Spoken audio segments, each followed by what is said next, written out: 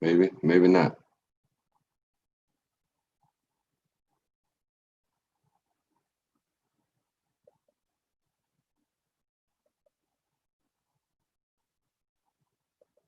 Okay.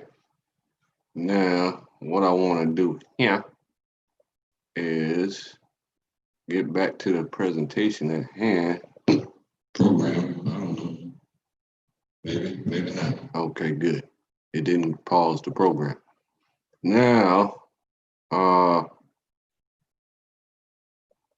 want to show my share my screen again, as the Jordans say. Share my screen, right? Yeah. I used to be a Georgian. I used to be a Jordan until I realized I was a heavenite, directly from heaven. Okay, but what if I've never been to Africa in the first place? Why did I hear that in an African accent? That's strange. Okay, so let's get back to the lesson. All righty. You heard what I said. Let me repeat it since I was so rudely interrupted. If my people, which are called by my name, shall humble themselves and pray and seek my face and turn from their wicked ways, then will I hear from heaven and will forgive their sin and will heal their land. So apparently, apparently, uh, we've hit a critical mass. Okay, let me tell you what a critical mass is. A minimum amount of fissile material needed to maintain a nuclear chain reaction. That's what we're in now. The minimum size or amount of something required to start or maintain a venture. Hopefully, you know what a venture is, so I don't have to explain it to you. A communication system is of no value unless there is a critical mass of users. Okay, so it's just like you got the dum dums, YouTube, right? Who uh attacking Black YouTube with all their little trickeries. You see, it's crazy. Um, that's a problem. So they have a critical mass of viewers. You see what I'm saying? Of users to maintain that venture.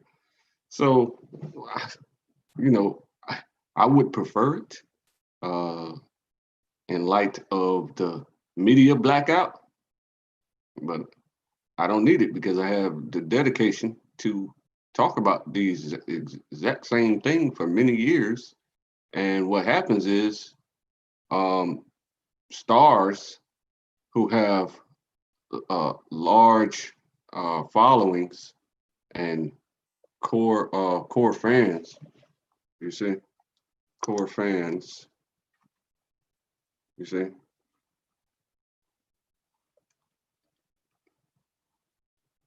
know your audience. Core fans versus casual fans. Let's be very clear. Not every fan is going to be a core fan, nor do you need them to be. In 2008, Kevin Kelly, author and former executive editor of Wired magazine, penned an essay called 1000 True Fans, which is linked in the references section at the end of the book. So um, uh, I would, we've already repented and hit a critical mass, is my point, right? So the critical mass come by way of the stars in place on a core fan level versus casual fans who have heard the expression of Israelitism, Israelitism in the United States, especially because the United States tends to lead the way in many areas. I would say most areas. So the Israelite quote unquote awakening um, reached particular stars, over time. Starting with, I mean, I don't know who it started with, but uh, people that come to mind are Killer Priest, who uh, this older clown that he named himself after Killer Priest, so he thinks he's Killer Priest now. You know what I'm saying? He calls himself Older Yara, and he says he's the Killer Priest when this is the only Killer Priest I'm aware of. So he's an Israelite. So that the Wu Tang clan was a very loud uh, music group. You see, Walter Reed, better known by his stage name Killer Priest, is an American rapper and Wu Tang Clan affiliate who was raised in Bedford-Stuyvesant and Brownsville, Brooklyn. He is known for his intensely spiritual lyrics containing religious references and metaphors. He is connected to the Black Hebrew Israelites through his rhymes and is known for his, so that's enough of that. So, he comes to mind. So his loud description, and talking about us in times past and stuff. And then you got Kendrick Lamar just recently came out, and Kodak Black quickly stated his publicly right after that. And then Kanye, during that same 2-week span, hinted at it while he was in Africa. And then he took the Christian route because they have no media blackout and they have a larger audience than Israelites at the moment. Like they have a larger audience, like a mainstream audience. You see what I'm saying? Because Israelites have a media blackout and we're banned from everything, right? So we do have a very large following, and I listen to Christian people all the time, right? So if you take a look, right, at let's take a look at my history, right? I heard what's that boy named TD Jakes, right? He has been severely complaining here very often, right? Been complaining heavy about him and his conversations with his white friends and stuff. He's trying to let the public know that there are white empathizers to the Black oppression in Christendom. You see, so while he's talking about that, the white empathizers generally say that they monitor the numbers of Christians, and that the numbers of Christians have been dramatically dropping, and they're blaming it on other things other than the Israelites waking, quote unquote, waking everybody up to their nationality and the false doctrines of Christendom. So they have been ignoring that, right? And they blame it on other things. So I'm trying to find the T.D. Jakes conversations so you can see that that's real, right? Mhm.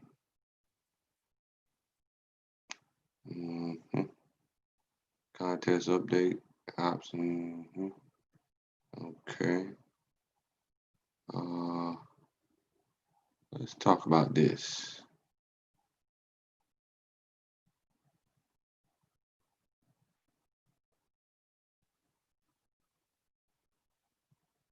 Okay. Where you at?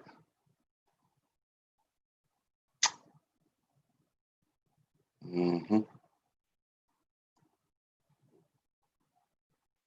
Oh yeah, they broke a Epstein security cam talking showing uh, sex with minors in the Epstein Island.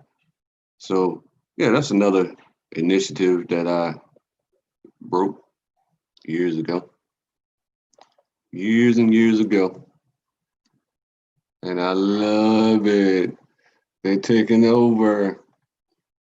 The conversation is taking over. All right, so let me show you that for 1 second. Oh, which is just so you know that I'm really telling the truth, which is devour, right? So look at this. Look at this right here. Okay, this is it right here. In 2015, I mean, I blew the roof. The roof. The roof. The roof is on fire, right? That's enough views because when you behind the scenes and you get main well not mainstream views, but when you get views like this, 52,000 views, you see what I'm saying? And you behind the scenes and you're not up front, you're not a pretty boy with the and you out front, you know what I'm saying? Then that is a hell of a lot. And you don't understand the work that people put in behind the scenes. You understand? So since you don't understand the work that people put in behind the scenes, you don't even realize the impact that this had. I mean, this is a global impact that caused the and they finally flushed out the Epstein guy because I mean he was just the worst of the worst, and he was just the most obvious. See what I'm saying? So that lid off of that, E5 is exposing the rest of the quote unquote elite. You know what I'm saying? So they this is the reason why they have to be silent. You see, this is the reason why they put their finger over their mouth and their hand over their eye because they don't see this and don't talk about this, even though they see it and talk about it and they participate in it. You see what I'm saying? So the witches and warlocks are Satanists, okay, and naming babies and you see that's what they do. And so this used to be a set of maybe like 30 videos, that was hours and hours long, detailing the events that take place. So I put a link to that, but I don't think it's working anymore. Let me double check it right now.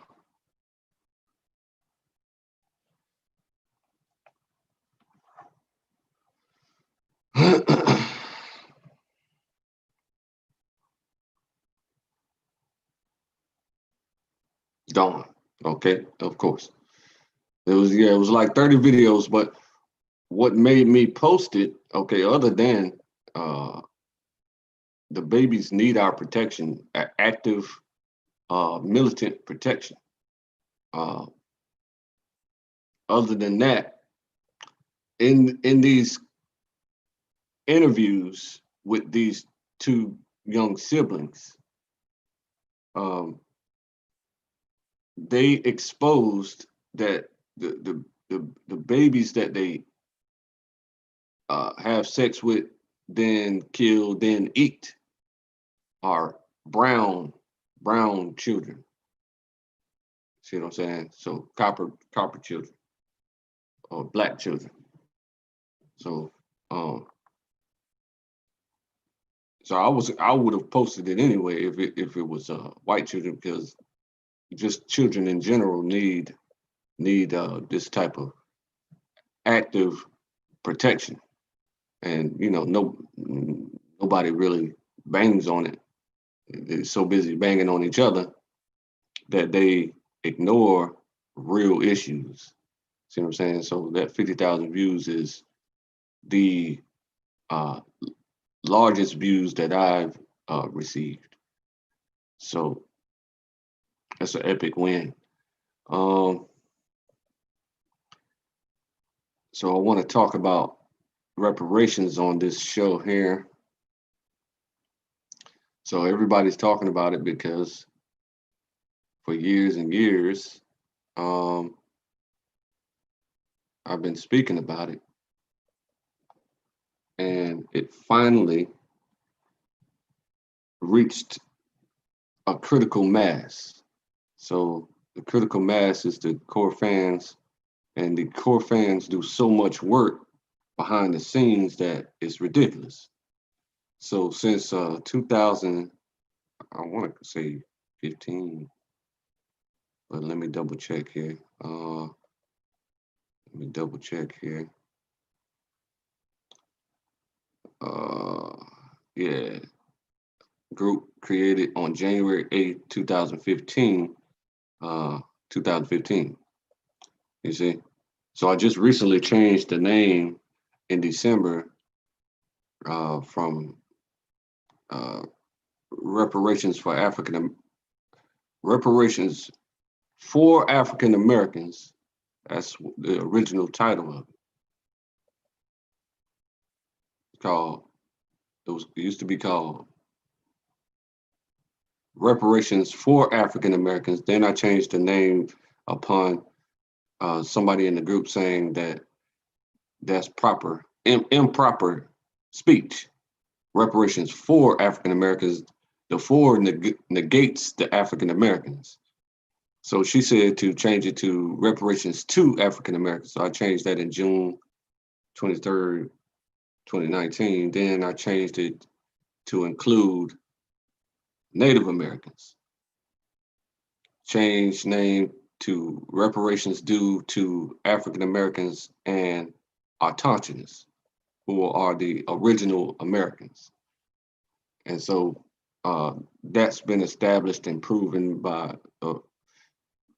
videos on YouTube of how they received their name as Amaru Khan and all that good stuff. So you can look that up on your own time. But I just want to talk about the victories that we are experiencing so far here. Everybody's talking about it again, just like the end of last year when they had that little fake little conference saying that they want uh, they want they want to look into reparations, but the leader of that, the black lady, you can tell she's extremely genuine about that. You can tell. I mean, she is just passionate, and that type of talk can get people hurt real bad. So I'm glad that the brother, 14 trillion, the brother is taking up the cause for us.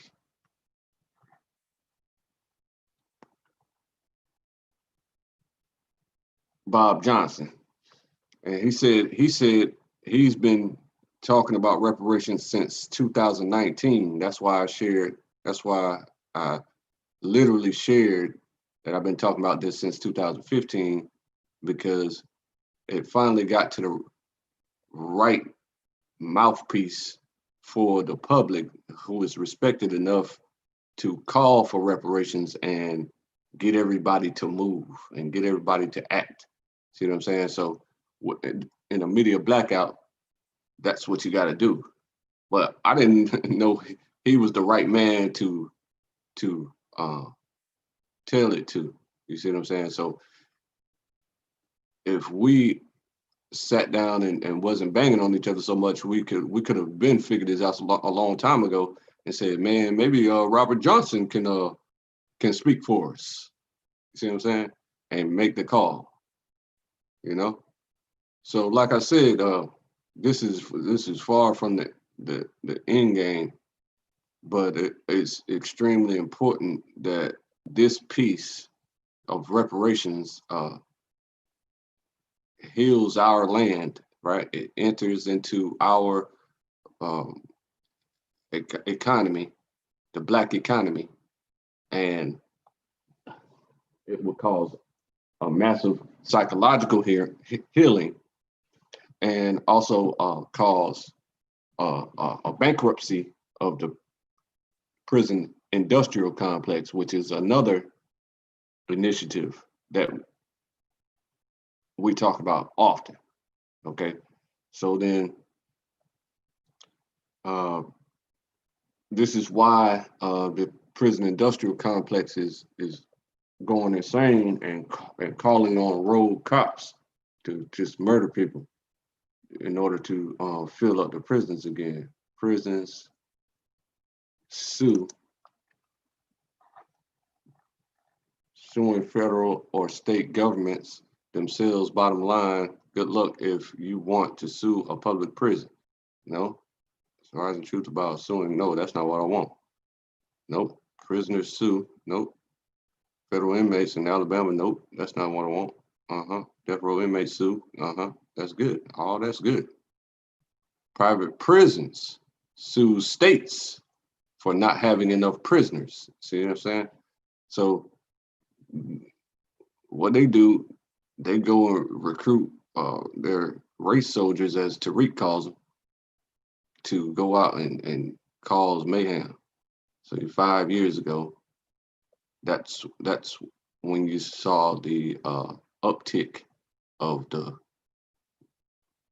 assassinations, the public assassinations on camera, and the hangings. You see, private prisons can sue states for not having enough prisoners. So they want more crime. In America, most prisons are owned by private corporations. See, this is what I talk about often, that,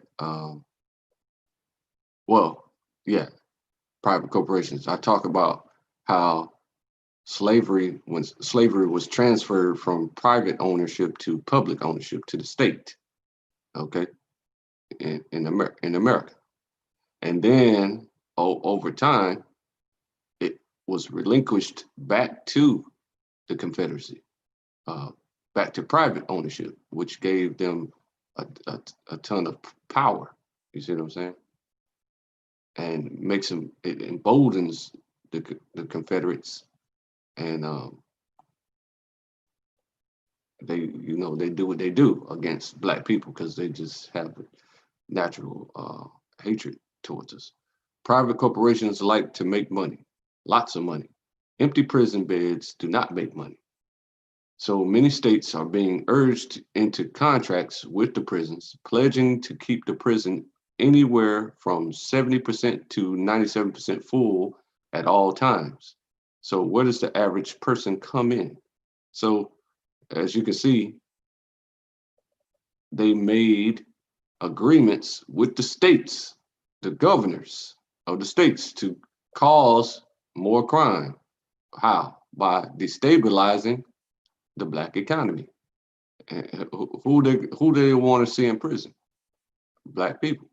So they destabilize and ramp up their racist countermeasures of economic policies, and then put in place new laws that make jaywalking treason, equivalent to treason. You see what I'm saying? So it's ridiculous. But you can read that on your own time. I just wanted to show just how we're just beating them all the way around, and they are scared to death. So what they have been planning in ginormous auditoriums around the country of white racists in secret meetings, secret These meetings in ginormous auditoriums are secret. Nobody knows about. But there have been leaked videos from the cell phones of them meeting with 20,000 people in big auditoriums, talking about their plans to cause a race war, to destabilize America, to raid the White House, and all types of plans, raid state buildings and all types, like that. So when you see them doing that around the country, like I think they did that recently in Michigan or something, if I'm not mistaken, it's one of those states where they surrounded the state capitol and then, went in and out of the building to show that they are prepared, because thank you for not allowing Black people to own guns and being afraid every time you see a Black person with a gun and shooting any Black person you see with a gun. So it makes us very afraid to purchase a gun, because if we're caught legally out with it, with the open carry permit, then we'll be jumped out on by the starting squad of a basketball team pointing 5 and 10 guns at us. You see what I'm saying? And shoot us. As a matter of fact, they ain't even gonna point it at us. They're just gonna go ahead and shoot you for a legally armed Black person. That's just strange how the type of stuff we got to go through. But pay attention to this right here, because I want to show you something. Oh, let me stop sharing for a second here, and then I want to share again so I can turn the computer sound on, and then I want to share again, and bam. Health is a far superior indicator of economic well-being than income. Wealth, which is the difference between what you own and what you owe, or the net value of your personal property, captures the capacity to survive emergencies, including the loss of a job and income. Income cannot help support wealth losses, but wealth losses certainly, but wealth can support income losses. In addition, wealth provides families with a greater opportunity to afford to get quality housing, to provide their young people with quality schooling, to participate more effectively in the political process, to leave bequests for future generations to ensure that they may have a more economically secure future. And so wealth is far more important than income, and the huge wealth disparities that we observe in the United States are an index of the degree of economic vulnerability that is imposed upon the Black American population. Blacks in the United States constitute about 13% of the nation's population, but only possess 2.6% of the nation's wealth, and that translates into an $800,000 gap per household on average between blacks and whites in the United States. Right, so that's what they talk. That's the information that has been coming out a lot lately, is the wealth gap of 800,000. So the average white household makes 800,000 a year, compared to the 60,000 a year for a Black household. And so that's a pretty big difference. Pretty big difference. We're missing $740,000 a year. You see, and we have the capability to do that. We have the intelligence to do it, the will to do it. We play in their arenas. We have accepted their superiority complex, and we have accepted their inferiority, and we continue to play on their platforms, like YouTube, for example. There are Black platforms all over the place. I can't remember the name of the one African one, but the Israelite one is called this Rowan, the world's first Israelite marketplace for content creators. Connecting with an Israelite audience with your incredible music, art, amazing art, producers, businesses, videos, and so much more has never been easier. So, you know, we got platforms. It's just that we don't flock to them in mass in order to cause a critical mass so that the messages that we invest in putting together for the public are not falling on a brick wall, you know, on deaf ears. You know, we need an audience, and YouTube has already, you know, drawn an audience. You know, okay. Our customers are looking for more and more information. We use Schneider's EcoStruxure platform to make sure that we. So that's the point. They have already drawn a humongous audience. You see, so it's just up to we got to catch up hot dog. You know what I mean? It's 2.6% of the nation's wealth, and that translates into an $800,000 gap per household on average between blacks and whites in the United States. And what do you think about the push for police reform, in some cases the abolishment of police, as a starting point or as a next step in trying to close this gap? Okay, I don't want to talk about that. I want to talk about reparations, because we are winning on every front of reparations. The big boys are talking about it. William A. Darity Jr. is a well-respected professor in Duke University. Duke University is found in North Carolina, right down the street from me. I'm in Fayetteville, North Carolina, and Duke University is in Durham, North Carolina. And Gap. It's a pretty prestigious private college. Okay, so, and highly respected. So now, when voices like that come out, you see, in mass, you see, he's not a star at all. But look, he can get on CNBC International. See what I'm saying? He has a platform where he can say his piece and discuss these things. So being a smart man with gray hair, I'm certain he's been keeping up with the reparations discussion, because it's a international discussion now, and every country is talking about reparations. So this got to piss off a lot of people, including the people that I just mentioned, the white nationals. They are severely bent over this, and they're going to go crazy.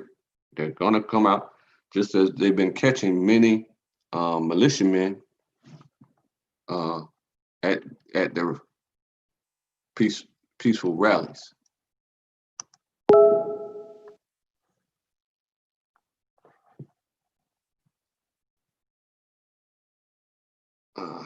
So the man shot at Albuquerque protests, police detain armed militia members. See what I'm saying? So 2, 3, 4 people were shot there. News wrap, man arrested after Albuquerque protest shooting. FBI arrest man in civilian militia. You know what I'm saying? But that's what's been happening lately. They're extremely annoyed that somehow I don't know why they feel like their power is waning. Oh, I know. Because of the recent statues.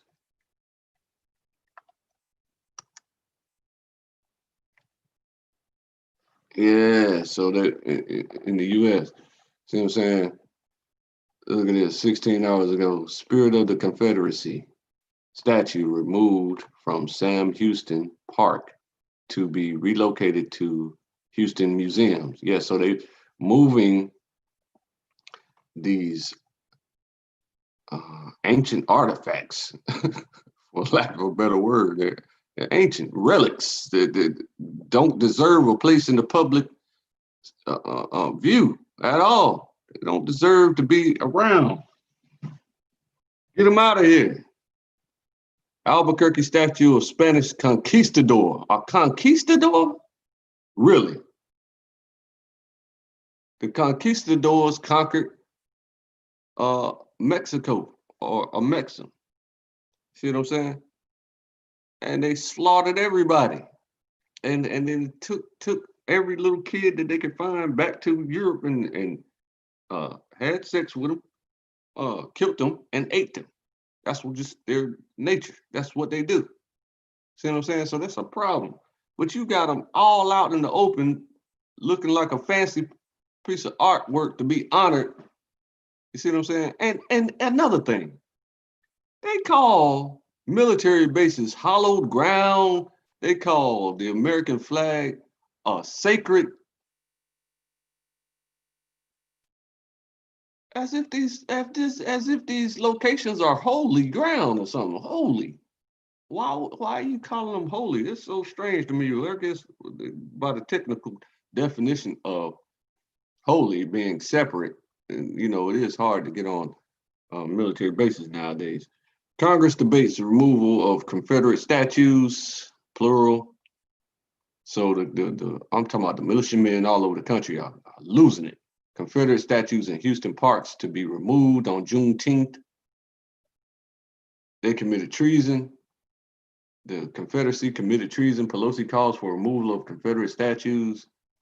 London may remove statues amid global anti-racism protests.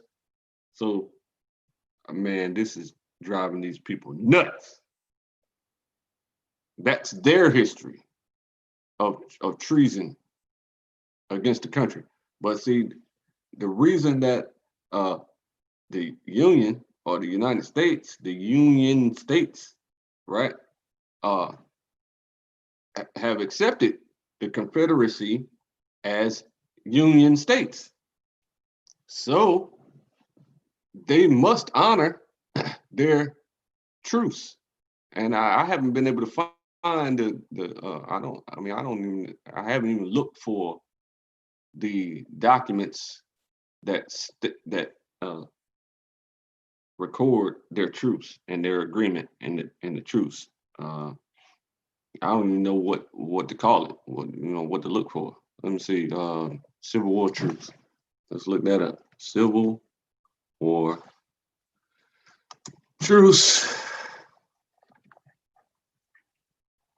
Short truce in the uncivil war. In April of 1865, the Confederate Army surrendered to the Union. The Confederate newspaper in Santa Rosa did not. Wow. So that's significant that a newspaper didn't surrender? Over the 4 horrific years of the Civil War, the Sonoma Democrat remained steadfast in its support of the South and opposed to the Union and everything it stood for, including freedom for the slaves. Freedom for the slaves. Okay.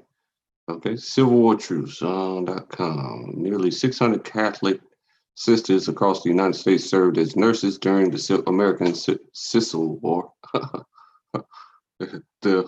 Their poignant and heroic stories have much to show us about God's love. Civil War Truce, the first app in a series, tells the true story of Sister Lucy Dosh, a sister of Charity of Nazareth. Okay, so I don't even know what it's called. A gentleman's agreement that ended the Civil War. 150 years ago, a lone Confederate horseman violently waving a white towel as a flag of truce, galloped up to the men of the 118th Pennsylvania Infantry. Okay. But what's the document? I don't know the name of the document. Somebody can put that in the comments for me, please. Okay, that spells out the truth. All right. Now back to reparations. How it will be paid and how will it be paid? Well, that's pretty simple. I don't know why everybody's so confused about that, but it is the culprits of the slave trade is who pays, and their descendants, their estates. According to probate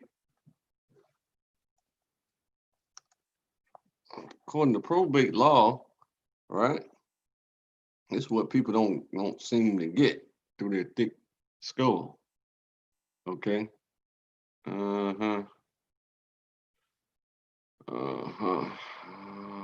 Legal process of administering the distribution of a deceased person's estate. Probate law enacts this process by resolving all claims, debts against the deceased person's property, and distributing the remaining property. Okay. Debt. That's what people don't understand here. Is probate law searchable recommendation 2020's top 10 debt relief, paying debt, probate law, dealing with debts and mortgages in probate. See, this is what people don't understand. When a loved one dies, leaving property, debts, and a mortgage, and if he did not have a living trust, probate is required to sort everything out. Probate is the process of paying off the deceased person's final bills and expenses and transferring his property into the names of living beneficiaries. Dealing with debts can begin before probate is officially open. Dealing with bills and mortgages before probate. Making whatever. Okay, so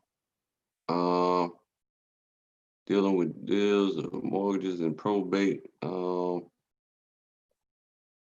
Okay, they edited that because they had a list of the debts that used to be there. Debts and deceased relatives. Okay. That's a good one. Federal Trade Commission is pretty decent. Debts and deceased relatives. After a relative dies, the last thing grieving family members want are calls from debt collectors asking them to pay a loved one's debt. See? As a rule, those debts are paid from the deceased person's estate, which is just their family and their family's property. According to the Federal Trade Commission, the nation's consumer protection agency, family members typically are not obligated to pay the debts of a deceased relative from their own assets. What's more, family members and all consumers are protected by the Federal Fair Debt Collection Practices Act, which prohibits debt collectors from using abusive, unfair, or deceptive practices to try to collect the debt. Under the FDCPA, a debt collector is someone who regularly collects debts owed to others.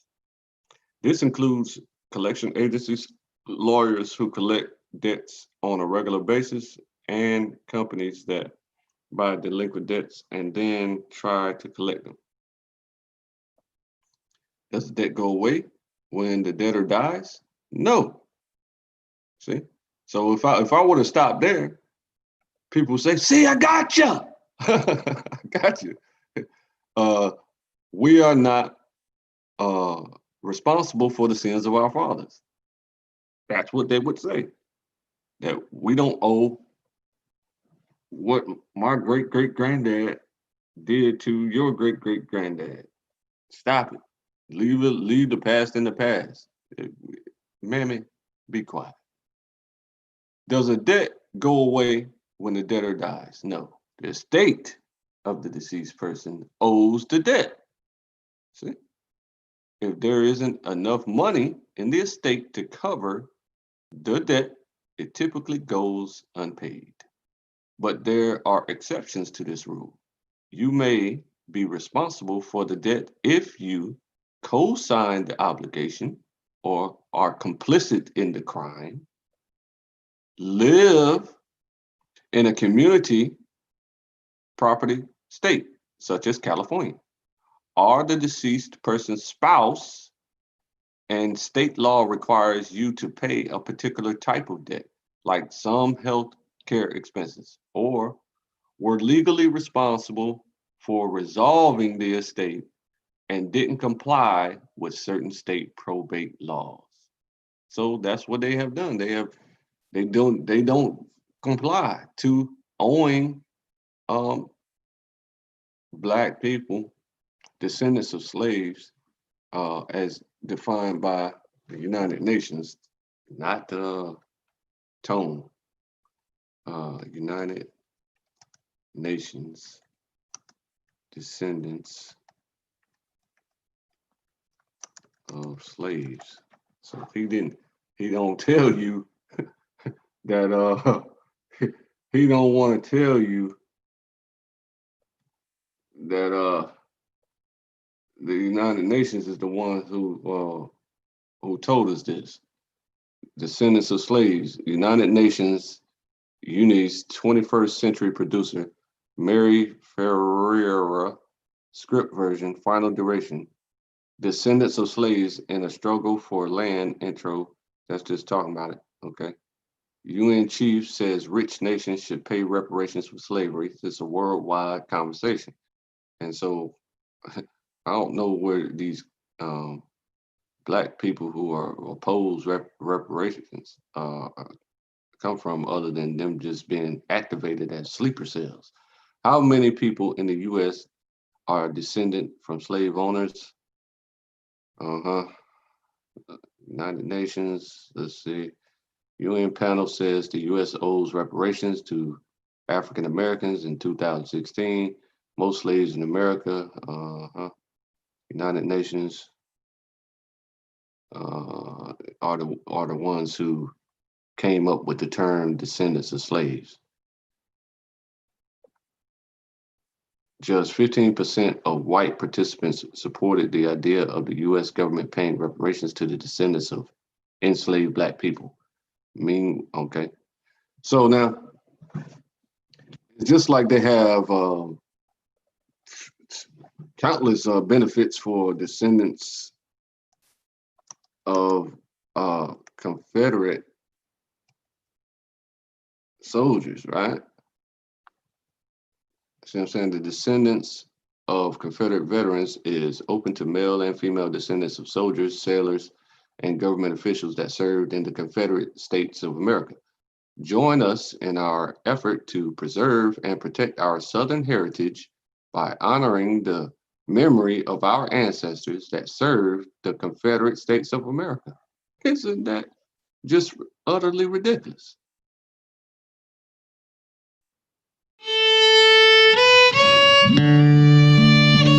Okay, I'm not finna listen to that magic, but listen, these people are nuts.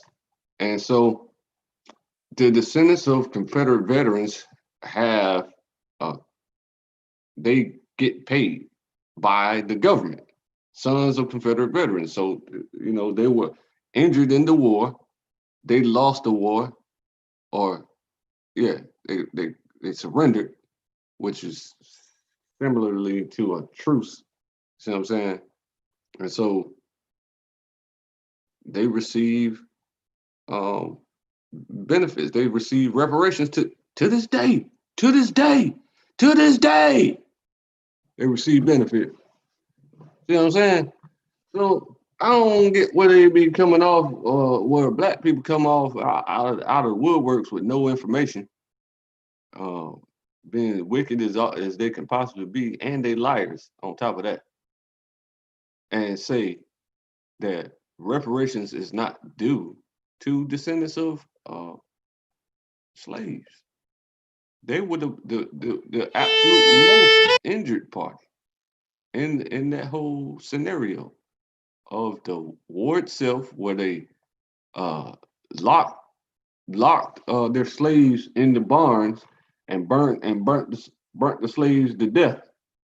They dug ginormous pits on their land and pushed every last one of their slaves into the pits and let them starve to death. I don't know how they couldn't climb out, but they didn't.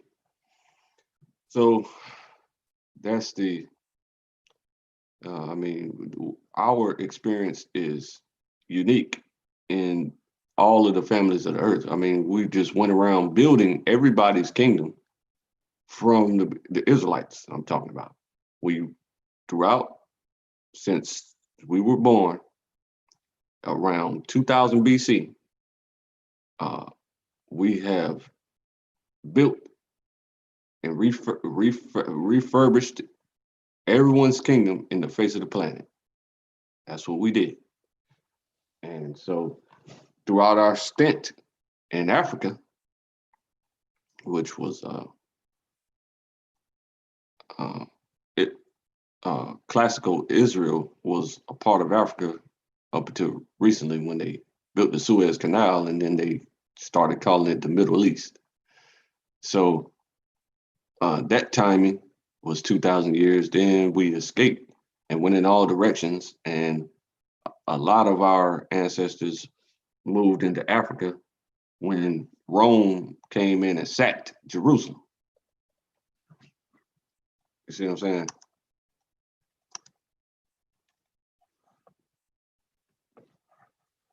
Right? Siege of Jerusalem in 70 AD.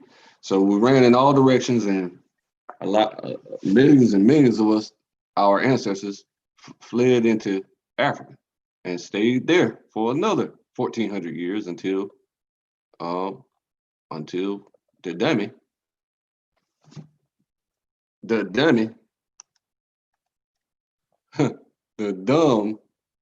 the verses told Alfonso V of Portugal to hunt down the Israelites throughout Africa and subject them to perpetual servitude. See what I'm saying? So they like to call the sons of Sarah Muslims, which is technically, by the definition of Muslim, is correct. But Muslim just means submit to the Most High, but their religion was not Islam until it's just how it was. So that's what we see there. So I mean, everything I've been talking about all these years on my channel is coming to fruition now. So it's our turn to activate. So you know what I mean. So I already know what to do. And if you need advice on what to do, or you want to become a part of the team and become part of our militia, and if you want to become active in the behind the scenes work, which is nothing. All it is what we call politicking, which I didn't even realize I do until my great chairman told me that what it is. And so I've been doing this for years, which is just behind the scenes, setting up meetings and reaching out to people and making friends and telling them our initiatives and then making things happen. See what I'm saying? The action or practice of engaging in political activity. So it's real simple. Politicking barnstorm to make a whirlwind campaign, drumming up political support and enthusiasm. So that's what we do. Behind the scenes, what we do is rally the troops and get people to have this exact same conversation nationwide, so that it gets into the ears and of a star And then the star has, the multitude of stars have large core fans. So when they say anything, the paradigm shifts and the support increases and policy is considered. And then policy is voted on under constant pressure. You see what I'm saying? Until the policy becomes a law or an act, which is the same as a law. So, well, praise the Most High for me exposing these things to you. You see what I'm saying? So I praise the Most High for me, and hope you guys stay in tune and leave comments on how you can help get these things together. But let me express one last thing here, because I told you before that reparations is not the end goal. You see? It's not the end goal. The reason I'm telling you that is because then once you get the money, right, and your psyche is perfectly healed, and you have the maturity to forgive the descendants of slave owners after they repent properly. Repentance comes in steps. First, they have to acknowledge they're wrong. Then they have to perform an apology. They can't just say, I'm sorry, and then walk off and spit in your face and all that stuff, walk off. They just offended you again. You see what I'm saying? So they have to say, I'm sorry. They have to symbolically bow on both knees with their face towards the earth and lick up the dust of your boot. Meaning that they have to fully submit to your will. So if you chose to kill them while they're bowed down on the ground, it's just like knighting. See what I'm saying? They have to trust you. See what I'm saying? So when you take a look at knighting, right? Now I was looking at a current one instead of an old one, right? But it's the same deal either way. You know what I mean? Okay, so this is, see, it's full submission, full trust in the superior. See what I'm saying? That's what it is. And so they bow with both knees, on both knees, with their face towards the earth. See what I'm saying? So that if the superior elected or chose in their mind to simply just chop off his head, see what I'm saying? If she wanted to chop off his head, she could do so. See? It's full submission, you know. But what it is the superior accepting the knighthood, accepting the repentance, the submission of the inferior, you know, accepting that you have willingly understood that you are inferior to the superior. So if you could look at the Bible here, right? This is a knighting occurred countless times in the Bible, but I'm gonna bring up one. Bring up one here, one example. Uh,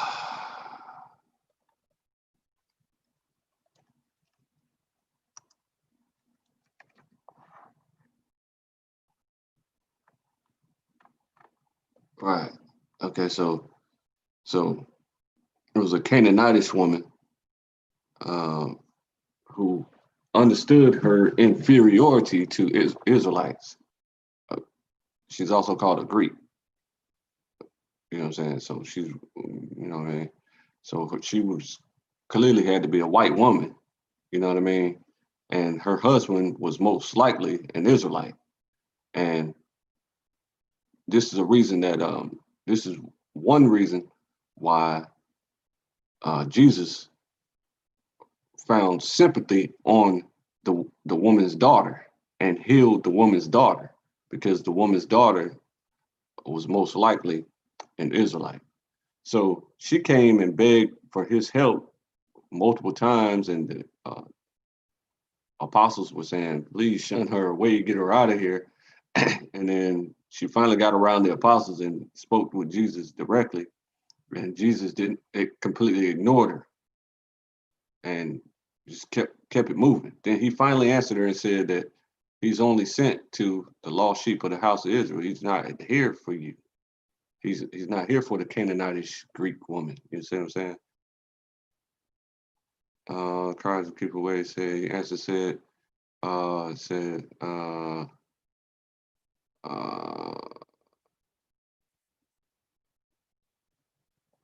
he answered and said, I am not sent but unto the lost sheep of the house of Israel.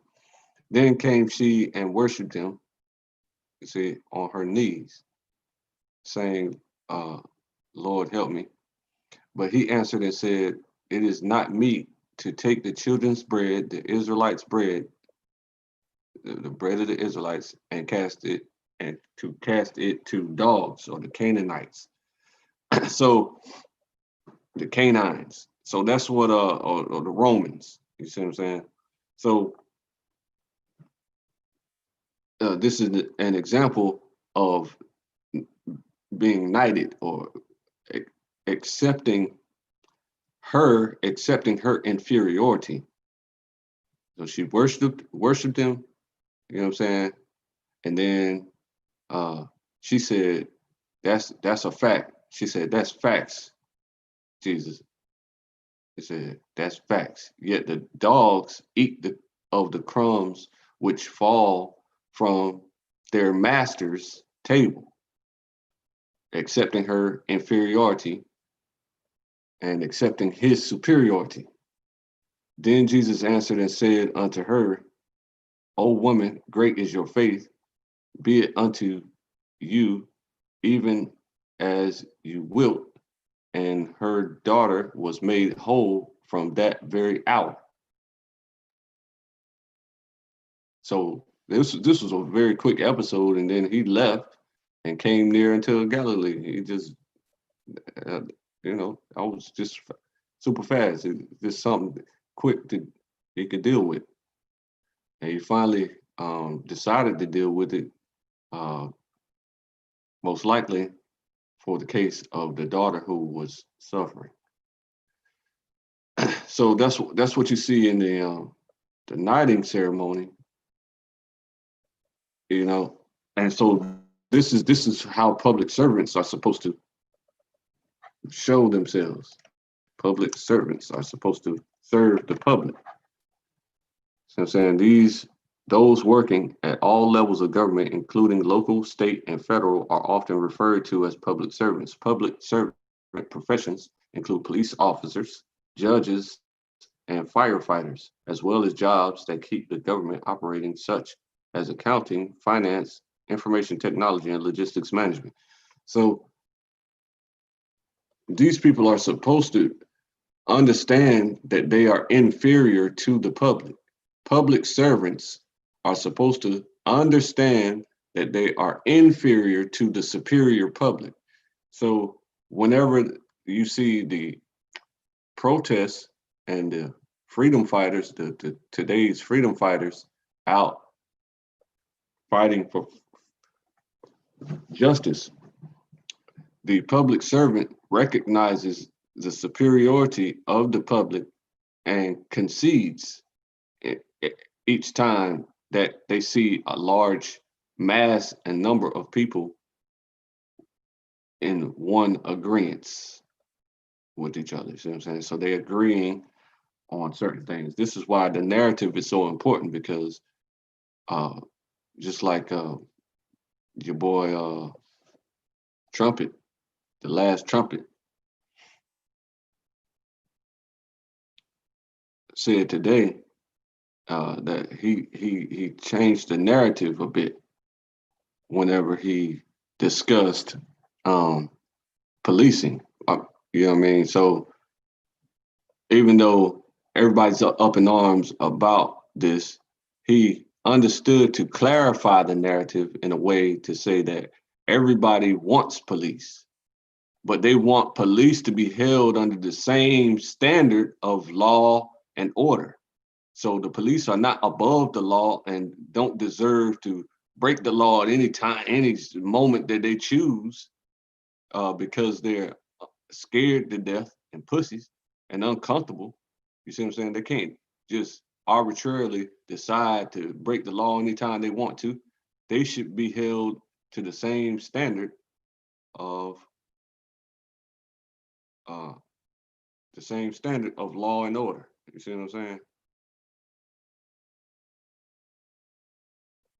I think this is it here. Yeah. This is Singapore. It's one of the greatest growth stories of the last several decades in the entire Reducing crime and raising standards are not opposite goals. They are not mutually exclusive. They work together. They all work together. Right. So he clarified right here at this point. So he had talked about how he had a private meeting with the family members of the recent atrocities, right? He met with Ahmaud Arbery's family, Botham John's family, Antoine Rose, Jamel Robertson, Adriana Jefferson, Michael Dean, Darius Tarver, Cameron Lamb, Everett Palmer, their families. And I can only imagine what happened in those in that meeting, because he came out with the sniffly nose, you know what I'm saying, and stuff like that, right? So now the reason he did this, this is, you think this is a unique idea? So you talking to a superior person, right? So the superiors tell the inferiors what they must do and should do. See what I'm saying? So let me show you on. Hold on, this ain't where it's at. Twitter. Let me show you here what I'm talking about. So that idea happened. That meeting took place on June 16, 2020. June 16. So a few days earlier, you got an order. I gave him a direct order. I gave him a complete direct order.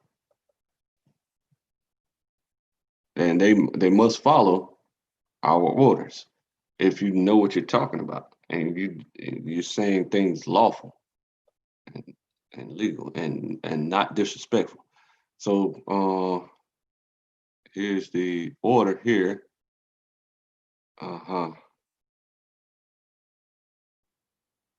This is one other order that I gave him. If I were you, I'd rename those 10 plus military bases to partially separate from the Confederacy, but I gotta reword that because that's not an order. That's just saying if I were you, which is untrue because I'm not him.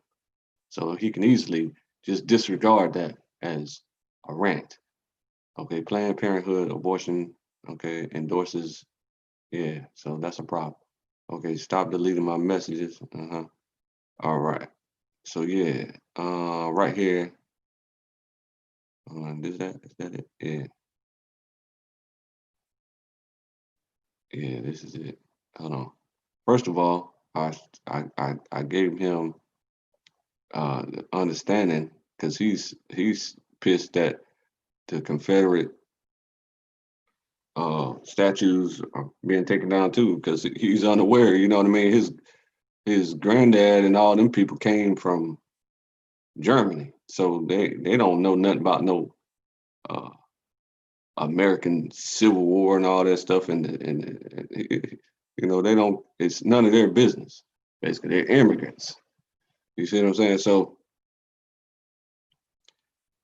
I told him about Micah 1:7, and all the graven images thereof shall be beaten to pieces, and all the hires thereof shall be burned with fire, and all the idols thereof will I lay desolate. For she gathered it of the hire, of an harlot, and they shall return to the hire. They're going to return to the Confederacy. See what I'm saying? So they're placing the Confederate statues in the museums now instead of out in the open in public. You know what I mean? Because, and he's shut up about it because he has to. You see what I'm saying? Because I told him to. So now I've been telling, you know, senators all over the country, you know what I'm saying? We also want the Civil Rights Act of 1866 restored, which was recently annulled by the Supreme Court in that case with that other star that owns those TV networks, who sued and lost the civil suit. See what I'm saying? So I'm trying to get to where I ordered Donald Trump to do something, but let me read these other things. So Joe Biden, I told him, and they take these things very seriously. Like one contact from the public, they count that as 10,000 people speaking. See what I'm saying? So when multiple people speak, each person is counted as 10,000 voices. See what I'm saying? So that's why I don't even trip. You know what I mean? With no views. You see what I'm saying? Because I'm talking directly to these people. So they got a confusion of, like, Joe Biden today, he said he wants to see reparations now all of a sudden.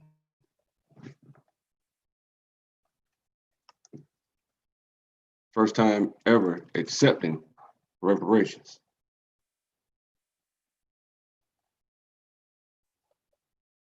A discussion on the reparations, I mean.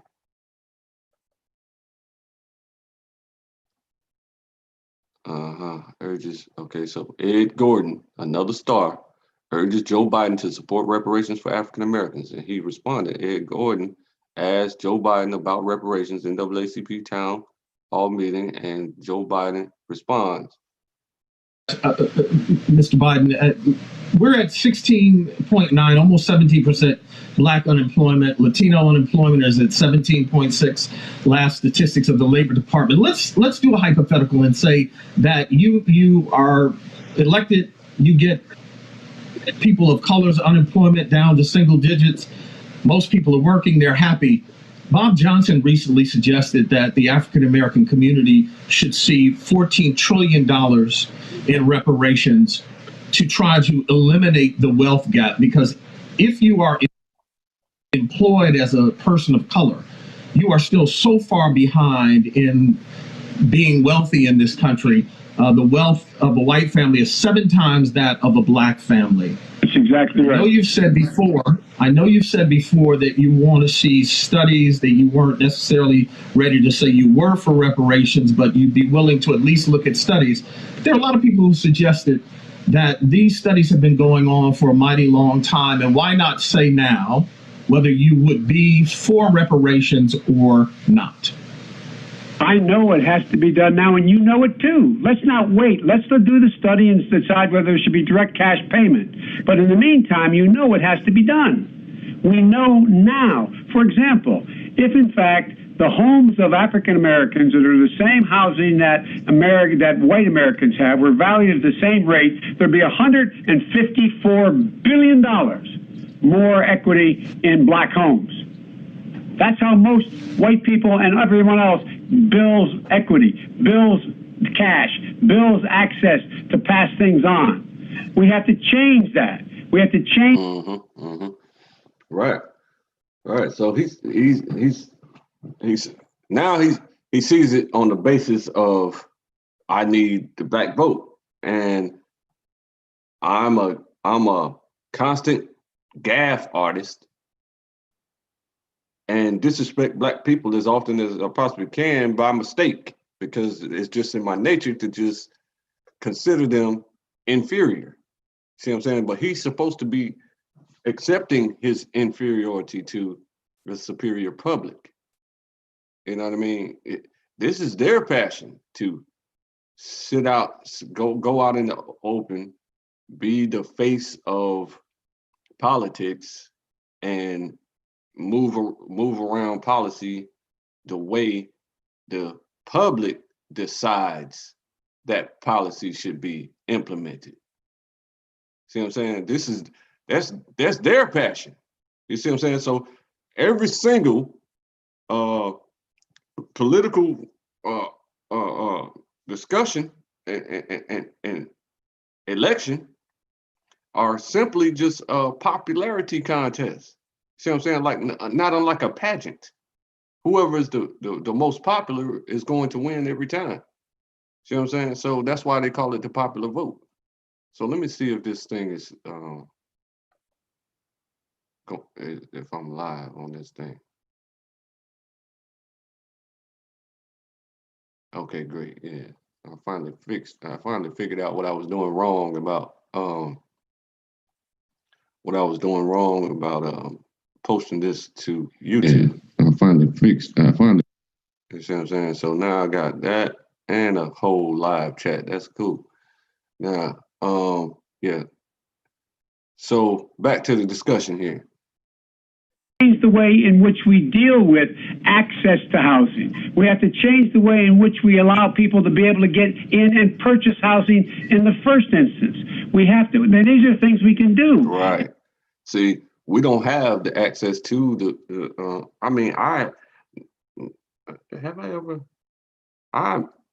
The only loan I ever got in my entire life from a banking institution was $300, and I paid it back. My credit shot up to 650 points, and then I used it again and squandered it. And my credit score went back down to worse than what it was before. So you know what I'm saying? I'm like $300. What I just wiped my ass with that. So what? What's $300? So I was so annoyed by it. I didn't use it properly. But that's where it says that's where my wisdom was found lacking there. Hold on, I got to get back to this this thing here too. But let's go to little and much, right?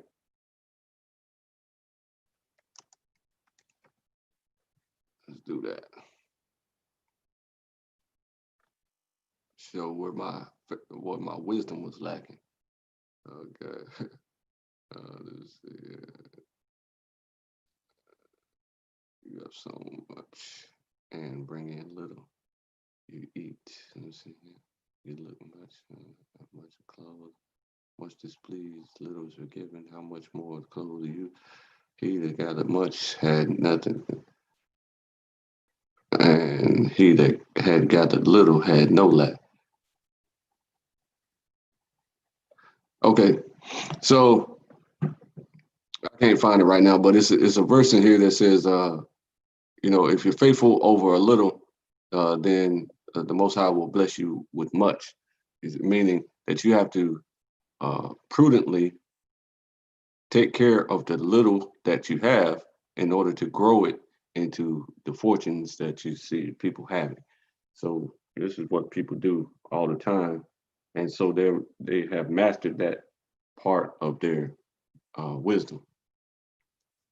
And they're lacking in other areas like morality and and all those other things. And we can do it. And by the way, right now, we can change the education system overnight. I've been proposing for a long time now.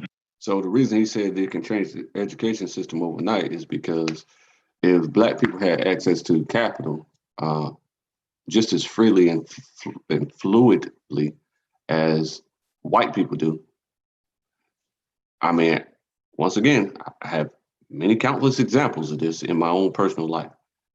But I'm gonna give you one example wherein I was working for a lawn guy, right? A guy that did lawns for the big companies in the city, right? He would go around, me and another Black guy would go around and do these humongous lawns for huge companies in my city. You see what I'm saying? So I understand that entire process from beginning to end on how to lobby the companies and how to get those contracts. And that's one of the reasons why I started Israel Home Auto and Lawn Improvement, that I then renamed to Israel Construction, because construction is 1,000 times easier than doing lawns and is 1,000 times more lucrative. So that's what I did. And one time, me and the brother went into the bank, and both of us seemed to have forgotten our IDs that day. Now, what kind of, the Most High set us up? Both of us forgot our IDs that day. We went in there with our checks to cash the checks at the bank. And the banker looked at us and said, well, we need your IDs. We need your slave papers to be sure that you have permission to cash these checks. And we were like, oh man, we got to drive all the way home and get our IDs.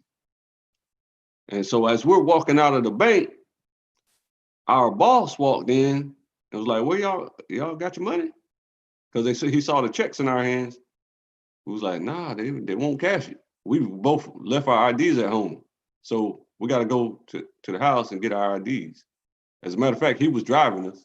So he didn't want to be inconvenienced like that to take us to the house to get our IDs. And he walked up to the register, he walked up to the teller, not even the manager.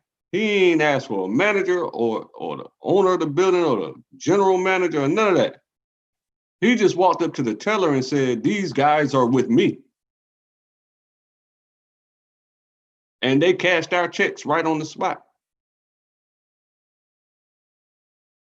So that's just another example of white privilege and how they can fluidly maneuver through economic portals. You see what I'm saying? So like when they apply for a loan, they don't need credit. Yeah, ain't nobody gonna run their credit.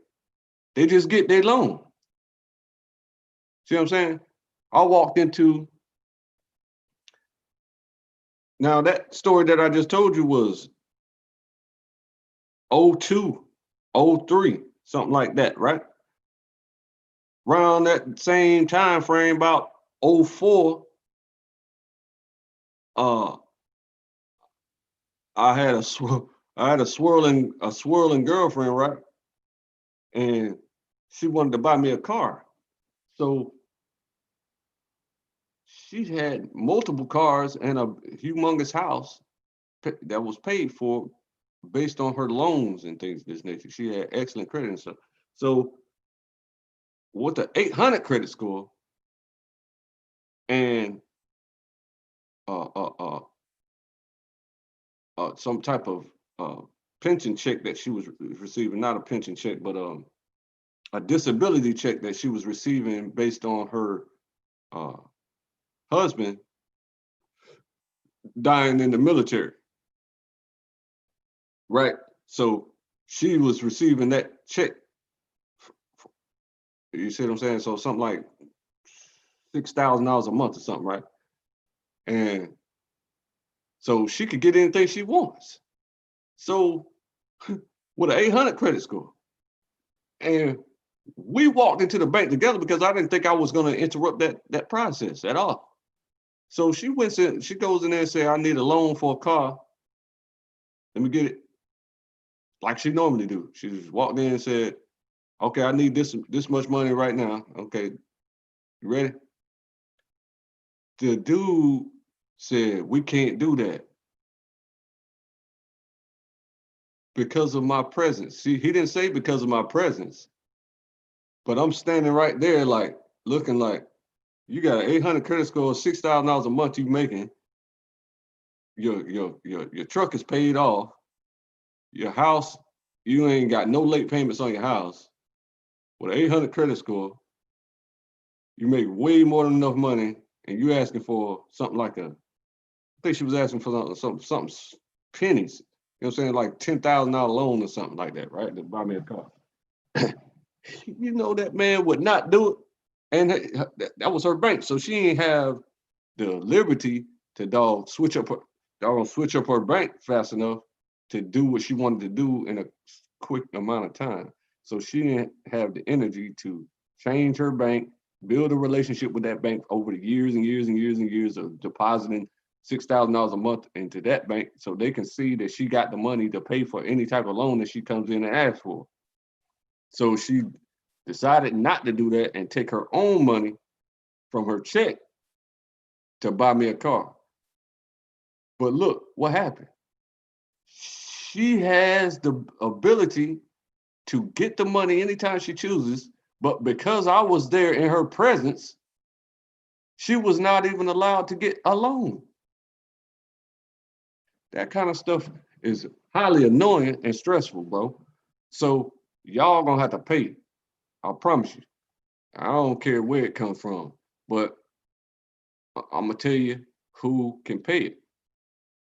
So Tiburcio, hold on, let me before I get into that, let me make sure I show you that I ordered Trump to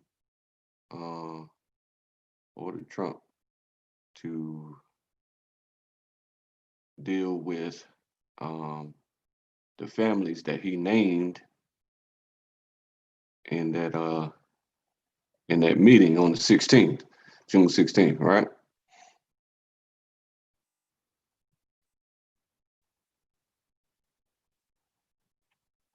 Okay, so this video is pretty long. It's like 3 hours, over 3 hours long, right? So I'm gonna have to skip to disclaimer and everything, man. We in here once again. You know how these boys do, man. So the Most High sent me some information I don't fully understand. All right. And he went off into don't worry about it. I'm about to upload this to this video to YouTube right after I get off here, since I know how to do it now. Okay, yeah, so I sent them this Micah 1 and 7. That was very important. But I had got into chastising them a tiny bit, you know what I mean? I hope I stayed honorable to the Most High, because you're supposed to respect the authorities that are in place, because the Most High puts them in place on purpose to be a scourge unto the wicked. You know what I mean?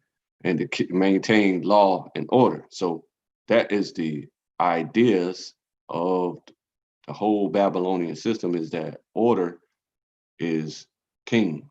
And so they cause chaos in order to establish more order and more control instead of just being equitable. So they think it's important to cause chaos to relinquish our rights to them even more, and so that they could become superior to the public. That's their end goal, is to stay superior. But the moment that they even seem superior to the public fights back and goes crazy and just uproots and replaces the inferior people. They're just public servants. You know what I'm saying? So I don't understand why they think that anybody's gonna go for that. It's crazy. But yeah, in this video, which I'm gonna upload, you know, you can skip to the end if you choose to, because it's 3 hours, you know, and listen to how I ordered him to bow on. I ordered him Isaiah 49:23, and kings shall be your nursing fathers, just like the mammies are the nurses, right? Mammies are nurses to the white people. I just read that earlier in the beginning of this show. And kings shall be your nursing fathers, and their queens your nursing mothers. So the roles will be reversed. They shall bow down to you with their face toward the earth, like we see in the knighting pictures, and lick up the dust of your feet, and you shall know that I am the Most High, for they shall not be ashamed that wait for me. So, you know, that's all we do is just work and wait. You know what I'm saying? So then we defend ourselves as well now. So, but the words are what are gonna be used to prove to these people that the synagogue of Satan is real, and that you are causing the synagogue of Satan to be superior to you when you should not do that. The superiors are the Israelites. And so this is what the militaries are in the earth to defend, the Israelites. So they placed the Idumean Jewishers in our stead, in our place, instead of the Israelites. So they were tricked by Satan. That's what Satan does. He's the trickster. He's Loki. You see what I'm saying? And how about oh man, I ain't even gonna talk about that though. But yeah, Loki or something like that. Okay, so and kings shall be your nursing fathers. So I ordered him to do this. I said, you must do this. I mean, you just got to, man. It's the only way. So this was what's the date on this? June 12th. So I'm watching and it took a few days, but he finally got the families together, and I'm pretty sure many of the families turned them down. That's why they're not on the list. But they happen to be 9 families that accepted his offer to meet him face to face. You know what I'm saying? So what he needs to do is hire me and pay me $100,000 a day, and I'll tell him exactly what he needs to do for every move he needs to make. You know what I mean? But it's all good. If he don't want to do that, then you know that's on him. But that's on him. So I'm gonna upload this on my channel so you can watch the whole thing. And it's called "Do Miracles Exist?" Barak Sotoro's dream must die. See, these black politicians are perpetuating Martin Luther King's "I Have a Dream," but Martin Luther King did not write the "I Have a Dream" speech. He was handed the "I Have a Dream" speech. So he represented that he had a dream, but he didn't even have a dream. That he read that. You see what I'm saying? I have a dream. He memorized it or whatever he did, you know what I mean, and spoke it out loud. But that was not his dream. He was given that material. So that was somebody else's dream. So the black politicians today think that that was his original thought, and he believed in that. So now, wow. So if he read that thing, and he did not have that dream, then he clearly lied, because he didn't dream that dream. That one day all people will be holding hands, white people will be holding hands. See what I'm saying? So Uh, it's fancy. I mean, it's intriguing. It's interesting, you know. But the ancestors still have to. Their ancestors still have to pay for the, according to probate law, for the debts. See what I'm saying?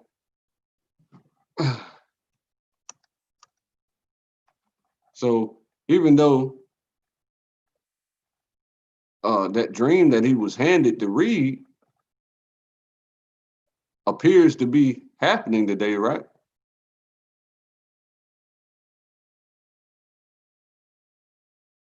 That's what it appears, right? Uh, uh,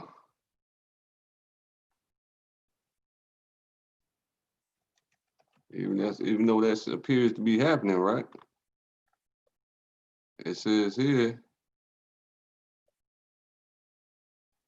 It says here.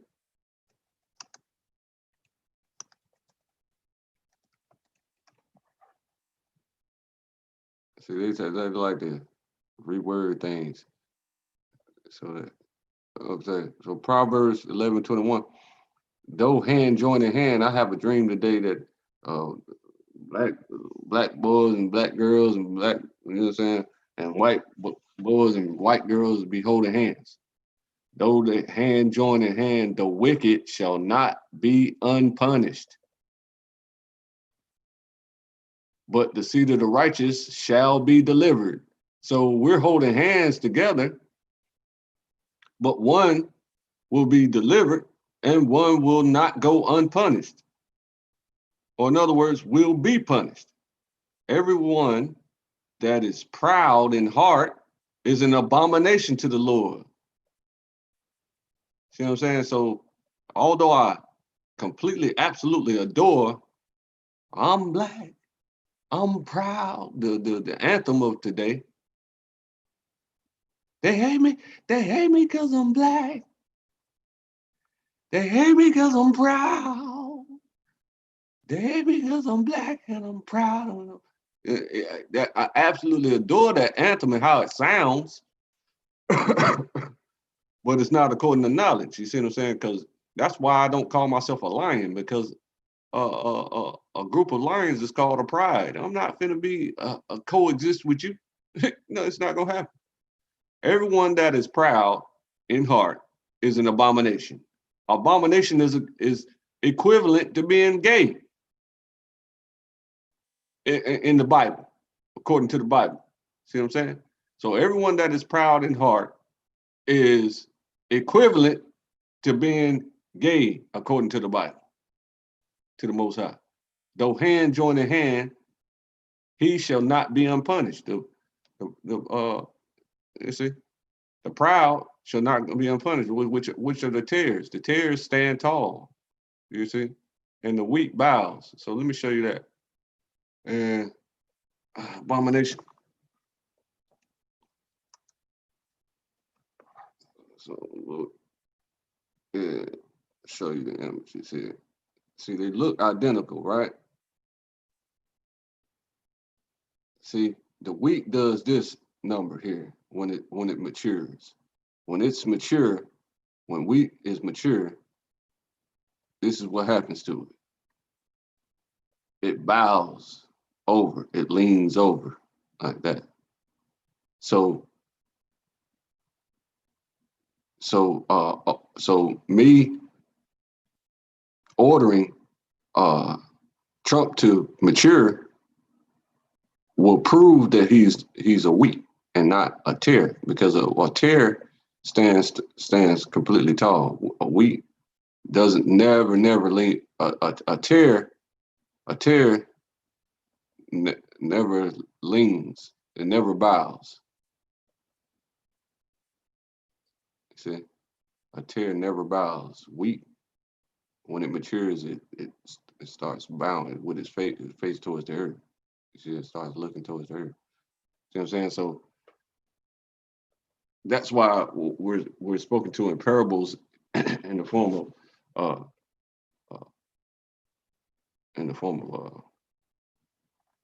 the parable of the wheat and the tares in the form of farming and stuff like this, because people of that time frame it was completely crystal clear to them.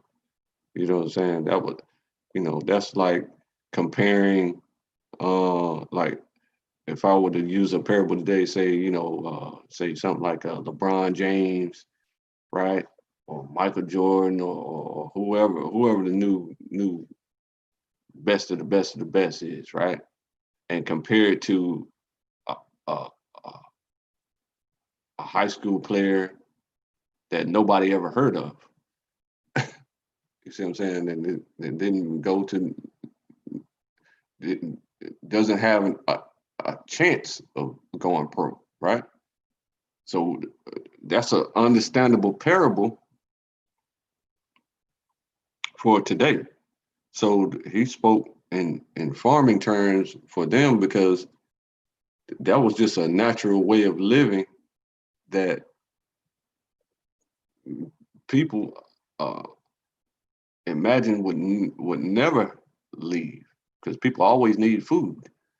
See what I'm saying? So that just recently went away back in the 60s and 70s and 80s, when the Jewishers, after the Jewishers came to power in 1948, they went on a conquering tour, telling everybody that they're not even allowed to farm.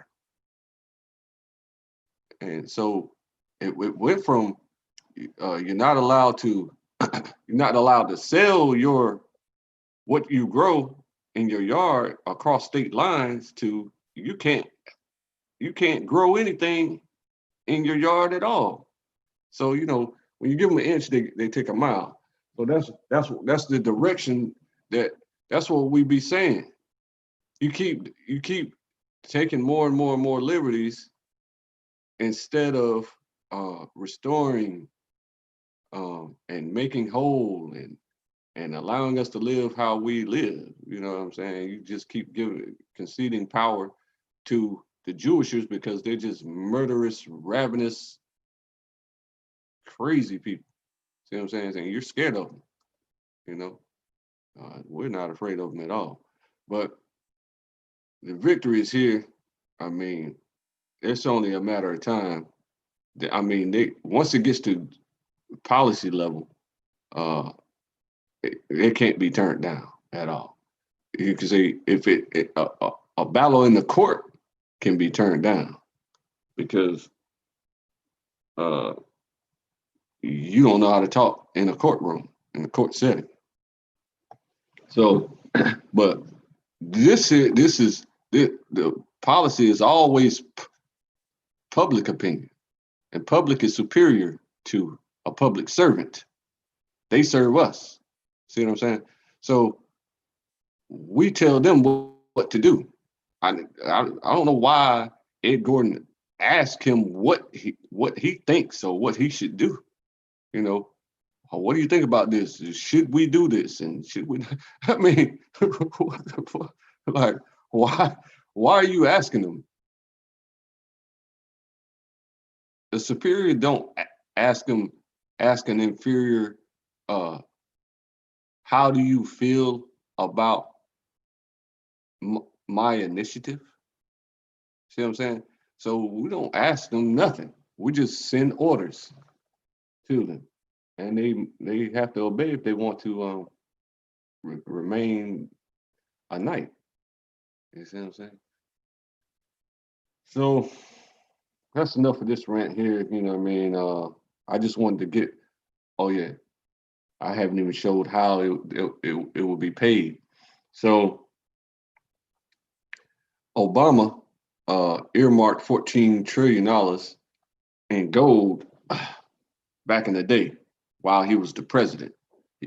He set it aside and earmarked it because he knew that we were coming. So that's enough for Bob Gordon's plea, is 14 trillion. So that's already earmarked. So now I'm pretty sure he got the call from Obama and said, I already set this aside for you. And the money will be there because it's already there. And the White Dragon family have been trying to get it back for the longest, but behind the scenes fighting is savage. You see what I'm saying? So they kill each other. You know what I mean? So that's not what you want. You don't want to see American SEAL forces and things of this nature coming at you. And the White Dragon family isn't nearly as powerful as the United States military. So there's nothing they can do about the $14 trillion in gold that's set aside for reparations. So he was expecting that conversation to get to that point, but the Republicans were blocking him so greatly at every single turn that every single Obama initiative that Obama could never get around to reparations to present it. You see what I'm saying? Because he knew the crowd was going to go out eventually, that reparations is a necessity. But the opposing party, they do this on both sides. They just stop all of their initiatives because they know eventually it's going to come around to this and come to a head. And then a civil war could occur due to the Confederates being so pissed off about that you freeing the slaves, but we got an agreement back in 1865 with Abraham Lincoln that we can still own slaves. So you're going to bankrupt the prison system if you do that. If you give them reparations, there won't be any crime for them to steal things. See, that's the whole purpose of that whole situation. So yeah, so I ordered your twin brother Esau, Donald J. Trump. I ordered him to bow on both knees with his face toward the earth and get knighted. See what I'm saying? Or else he's gonna lose the election. So his first order of business, after I told him that, was to set up a meeting with all of those families that I just named, that he is saying right here. When he met with Arbery. This is Singapore. It's one of the greatest growth stories of the He met with let me read them again. He met with the family of Ahmaud Arbery, Botham John, Antoine Rose, Jamel Robertson, Adriana Jefferson, Michael Dean, Darius Tarver, Cameron Lamb, and Everett Palmer. So their families, a private meeting now. So that's what I told him to do, is to bow before us with your face towards the earth. So I showed you the imagery of what that means and what that looks like. So that's what you see. And so we're winning on all fronts. And so, like I told you, so he submitted himself to those families. And I don't know what was said in those private meetings. So, but it's a step in the right direction. It's going in the right direction. That's why I say you take an inch, you take a mile. You know what I'm saying? So that's their MO, is to take liberties and then just keep taking them until you just a totalitarian government. But there ain't nobody going for that. That is very difficult to do in a union. That's very difficult to do in a union. You know what I'm saying? It used to be a democratic republic, which it would have been impossible to do back then, when they were, back in the 1800s and 1700s. That's why the Civil War happened, because you're not going to tell us you're our king and you better do this and that, because you're inferior. A public servant is inferior to the public. See what I'm saying? So they serve the public, supposed to, but they just have a derelict of duty and a confused mind. They think that they're on top of us. See what I'm saying? And superior to us. And you know, a lot of the ignorant public make them feel that way because they don't know how it's really set up. And so, how will the reparations be paid?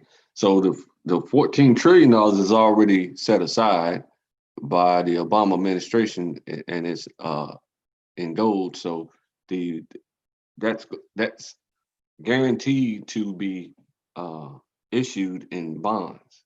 Guaranteed to be issued in bonds. So then that those bonds can easily be converted into cash, and we don't get the bonds, we get the cash. They keep the bonds and the gold. See what I'm saying? And then we get the cash because we're going to spend all the cash up, you know, the way we spend it.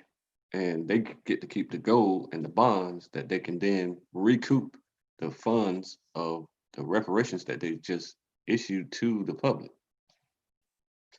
Now, another way that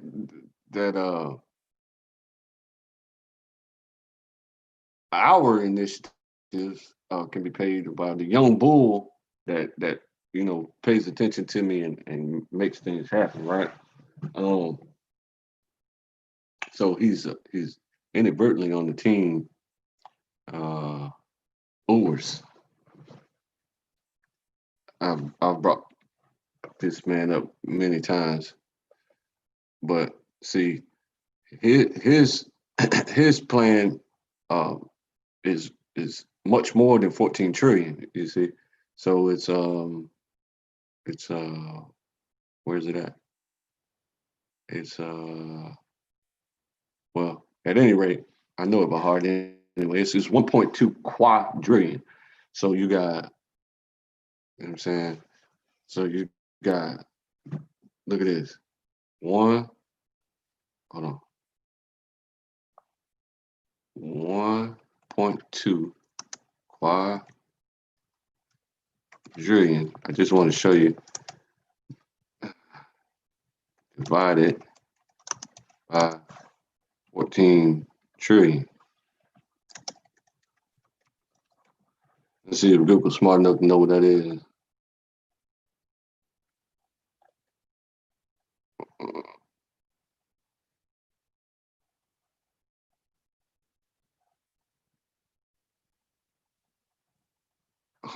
Wow. Okay, so Google ain't smart enough to know. I gotta pull up a real calculator. Okay, that's fine. All right. So it's 1 quadrillion, 200 trillion, 200 billion, 200 million, billion, trillion, quadrillion, right? 1,000, million, billion, trillion, quadrillion, right? Divided by 14 trillion. 1, 2, 3, 4, 5, 6, 7, 8, 9. Okay, 8 equals what?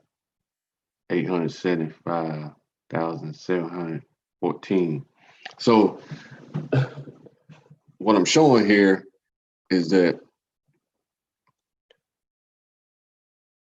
our initiative is suing for 85,714,000 times more than the 14 trillion that Bob Johnson is requesting.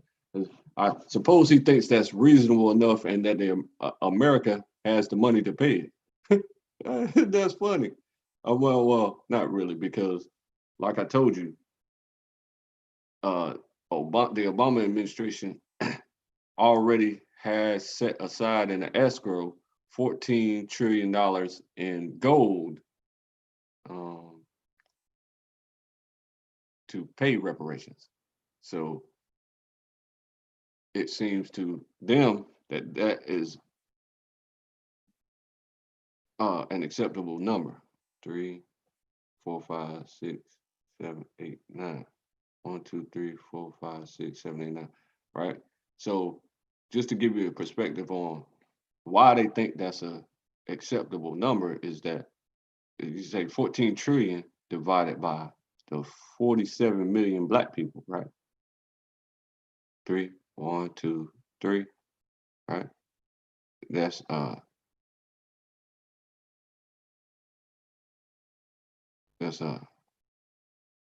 14 trillion. Is that right? That don't look right at all. Oh, yeah. 1, 2, 3 million, billion. 1, 2, 3. Okay, so it's 1,000, million, billion, trillion. 14 trillion divided by 47. 3, 1, 2, 3 black people. Divided by black people is $297,000 a year. So that's why old buddy Bob Johnson has been saying that we're going to get 350 billion a year. I mean 350,000 a year for each person. 1, 2, 3, 4, 5, 6, 7, 8, 9, 10, 11, 12. Okay, divided by 40 million. 1, 2, 3, 1, 2, 3. It equals 350,000 a year. See how that works? So he's estimating that 14 trillion, and he's estimating that this amount per descendant of slaves will be acceptable to us. See what I'm saying? So that is a understanding of law wherein satisfaction. You see what I'm saying? So you got restitution, satisfaction. It's you see, is the party that deserves to be paid. They come to an agreement on how much they should be paid, right? Generally, as long as the convicted person who was ordered to pay criminal restitution has an official document showing satisfaction of judgment, the convicted person can have his local attorney mail a copy of the satisfaction of judgment in response to the letter as response to such situation. So I made full restitution and have satisfaction of judgment. So, you know what I mean? So it's like a negotiation tactic that happens in courts, because that's where wars are fought, right? In court. So they negotiate on what do you want? Like how, you know, that's just what politicians ask people often, and they don't never know what they want, you know what I'm saying? But I know. So they say, what do you want? And then so that's them negotiating with them, you know what I'm saying? And so you just started a negotiation, but in the art of the deal by Trump, right? He says if somebody doesn't respect your demand, or they ask you what you want, and your answer is, this is what I want. I want 1.2 quadrillion. And if they deny that, then you just get up and walk out of the room, and because they know what's going to happen next. That means war. How you going to deny? How you going to ask me what I want? I tell you, and then you say, "Oh no, I can't do that." Nah, bro, it don't work like that. You see what I'm saying? It don't work like that. A judge ain't gonna never ask a person in front of him. You see what I'm saying? What do you want? Unless that person is owed something. So if they're judging us as the inferior on what what will satisfy us, then whatever we state must be done. It got to happen. You see what I'm saying? So if not, they know the next step is a civil war. They already know. So it's up to us to weigh that risk, right? Or weigh our casualties, as being. Do we trade our casualties of the Civil War for the monies? So war is already banned anyway. So people don't know that. It was banned by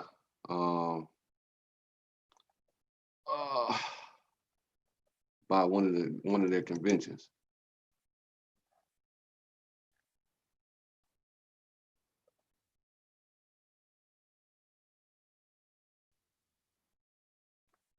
Okay, we'll have the next president. Calvin Coolidge is looking verified tear gas. So at any rate, the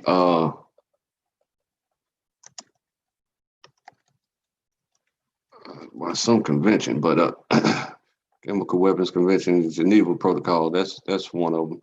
The Geneva Convention was one of their conventions that they had to ban war in 1925. So they have to do everything in their power to bend over backwards, bend forwards with their face towards the earth, and to come up with a peaceable agreement. And if that is conceding,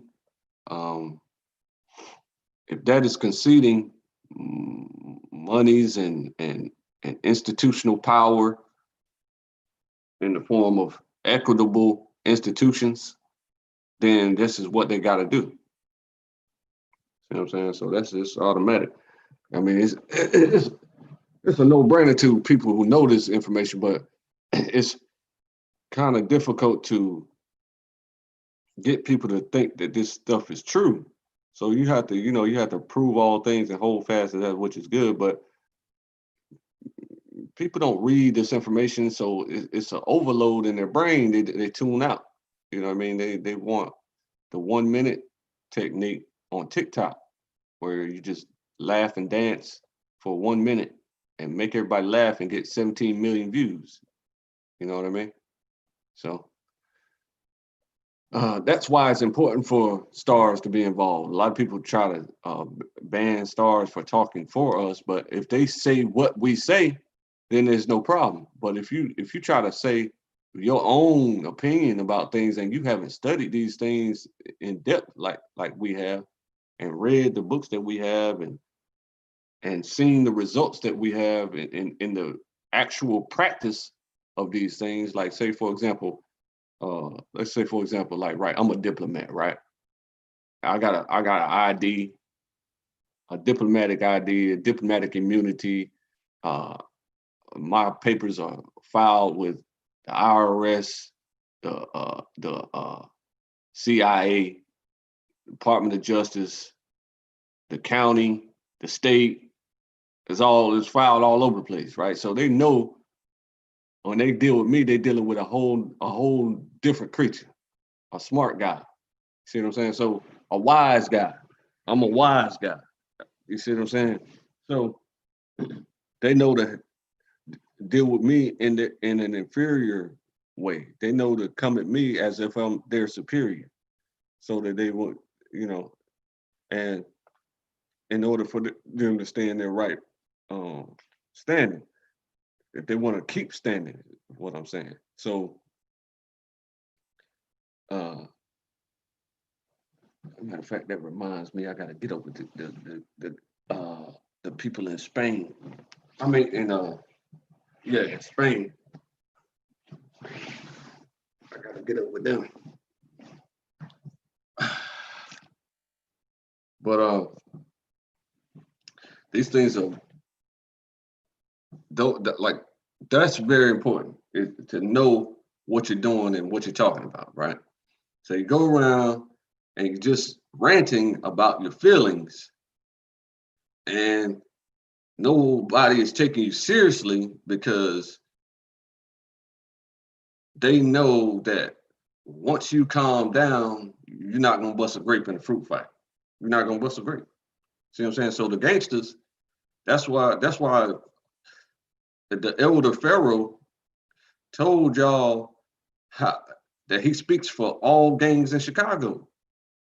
And no one will disagree with him, no one will buck up against him because he knows the information, and he's telling you that black people snitch. That's what they do. And that's against all human rights. Snitching is against all human rights. So listen.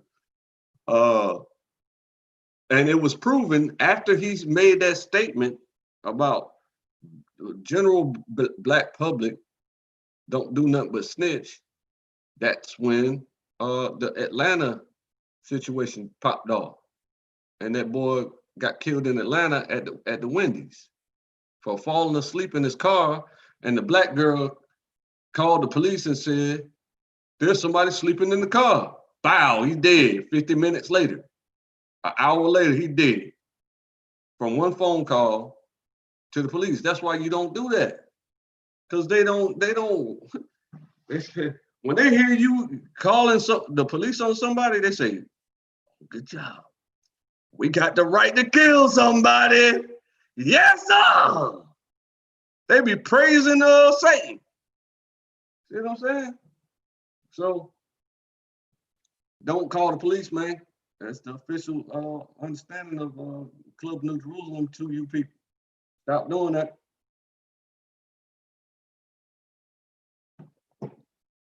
Okay, now I told you one way that Bob Johnson's initiative can be paid, which is Obama's earmarked $14 trillion in gold that he stole from the White Dragon family. Now, our initiative with the ORS, with the 1.2 quadrillion, can be paid by His Imperial Majesty. Okay, that's what he calls himself. So don't look at me. I don't, I mean, I ain't got no trust but to call him that because that's what he calls himself. But this gentleman here, this Gentile man here, and all the white people know about this, and they can't wait for this money to come through.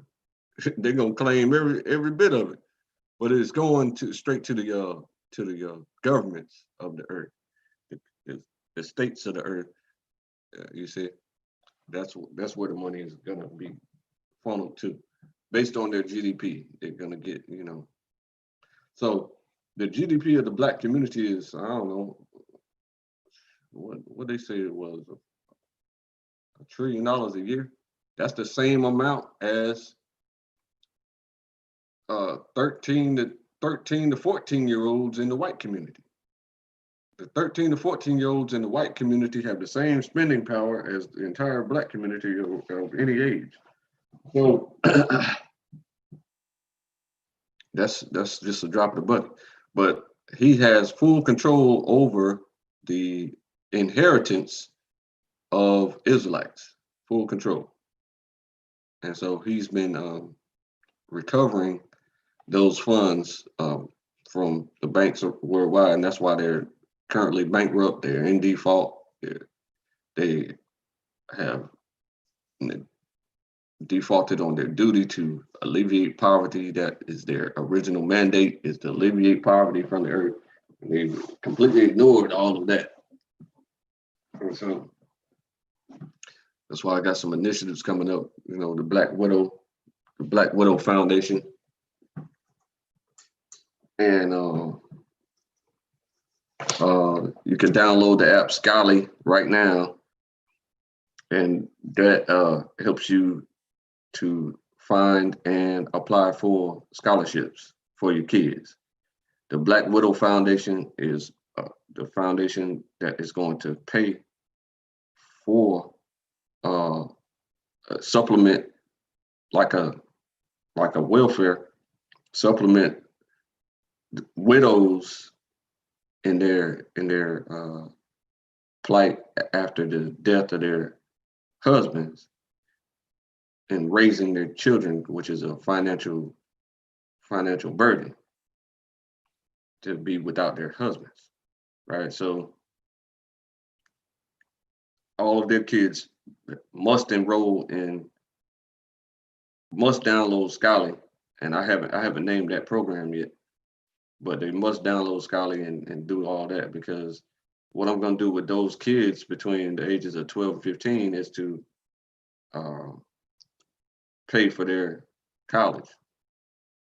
I'm going to pay for their college. Between 12 and 15, I'm going to pay for their college, and their parents are going to submit to us the chores that their kids need to keep up with in order to be in right standing with us, the Club of New Jerusalem, in order to pay the kids the school, to go to the school of their choice. So that's not only college, that is trade schools and any type of specialized training, like maybe they want to go to, if they want to go to a university or a technical college, or, you know what I'm saying, they might want to go to a trade school, which is very different, you know what I'm saying, which it specifically trains you on how to build cars and how to fix cars. And trade schools are very specific training on one particular trade, economic trade, that you are going to utilize as income for yourself. You see what I'm saying? Then I'm gonna link up with I'm already a elder in the Friends of the African Union as it is, and they have 3.1 million members, right? So I'm gonna be processing them. So I'm gonna be getting them integrated into these programs as well. Black Widow, the Scholly program, which I haven't named yet, and get them integrated and get them involved in that. And so you got, so that's just some of the initiatives that I got going on. And so leave a comment below if you want to get involved. And like I said, man, the money is on the way, right? So, if you come late, I suppose you're still going to get paid regardless anyway. So, and it clearly is going to happen to where once this money is funded, this is going to be impossible to discriminate against the LGBTQ, because their ancestors were enslaved. So it's going to be impossible to discriminate against them. It's impossible. That's why the end goal is not reparations for the Israelites, because the Israelites, the end goal is receiving our monies through the private side. See what I'm saying? From this man here, His Imperial Majesty King Tiburcio Villamor Marcos Tilano, who owns the omnipotent, what is it called? The name of his business is the omnipotent something, because he has he is in the sole control of the Israelite fortune, and so that is omnipotent power in the earthly realm. Money is power, and our family's fortune is so vast that all of the world's GDPs combined is 1% of it. See what I'm saying? So that's our goal, is to get our 10% of this, which I don't know how to calculate 10% of infinity, but it's going to be a lot. And that's what we're lobbying for, and that's what we're showing ourselves holy enough to manage the funds properly and not use the funds in unjust ways. See what I'm saying? So that's why I'm establishing these initiatives real early as far as the widows and the poor who need assistance with their college tuitions. So if you got kids between the ages of 12 and 15, I'll pay for their college tuitions or whatever type of specialized training that they choose to learn. You see what I'm saying? At that, when that time comes, 18, stuff like that. And then the Black widows, which are Black women whose baby fathers and husbands have died. So I'm supplementing their income in raising their children. So I'm reaching out to J. Cole because he already looks out for the ladies in our city. He buys them houses. See what I'm saying? And so that's a big help for them. So I need his cosign, need his help because he's a star and he has a platform with core fans. See what I'm saying? So that's why I'm trying to get on that level with making smoothies. You know what I'm saying? Once I get into a professional studio down there in Georgia, the song is gonna be immaculate. So I'm not worried about that. But time keeps on ticking. You know what I mean? And everything is accelerating so quickly that I'm behind on a lot of work that needs to be done. You know what I mean? As far as impacting the community, I don't ever feel like I can do enough to help the poor and the defenseless, who are the children, like, you know what I'm saying, like the babies that people kill all the time. See what I'm saying? So that just really bothers me real bad. And so, I told you before that my elder is the man that you see in my Alpha 21, Reverend Hunter. See what I'm saying? Directed by Mark Crutcher. And that pastor in there lives in Fayetteville, North Carolina. You know what I'm saying? So that's why I'm so passionate about that, because I used to travel with them around to the Planned Parenthoods with the signs and stuff and protest that. But this is just encouragement. We're winning. Stop playing with us. Club of New Jerusalem is not to be played with. We ain't no game. I mean, you can joke around with us when we're talking face to face or talking on the internet, and we're just laughing and joking with each other, but don't get too serious. Because, somebody got serious with me just this year, and I had to move to the middle class. I moved from a 4-acre country living, bummed out house to the middle class. Huge house, 4-bedroom. You know what I'm saying? Clean on the inside, super clean. You know what I mean? Still got my grill and all kinds of perks going on here. But central AC and stuff like this. But that was an annoying process trying to survive. COINTELPRO almost being murdered just because we're talking on the internet and you picking a fight with me.